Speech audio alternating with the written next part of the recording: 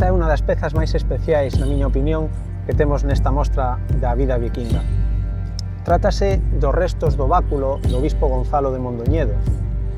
Non é simplemente por conservar este báculo de fai cerca de 1000 anos, senón conta a lenda que nun momento das invasións vikingas apareceu unha gran flota diante das costas lucenses e a xente, aterrorizada pola presencia dos vikingos, chamou ao obispo Gonzalo, que tiña fama de ser moi milagreiro.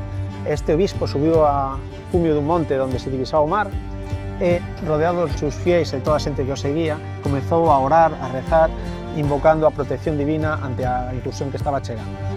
Por cada oración que este obispo Gonzalo iba recitando, un barco da flota vikinga fundíase milagrosamente. Obviamente non sabemos ata que punto esta é unha lenda absoluta ou ten un pozo de verdade. En todo caso, é unha lenda moi bonita que simboliza como quedou o recordo durante máis de 10 séculos desta pregada vikinga, destas incursións nas costas galegas.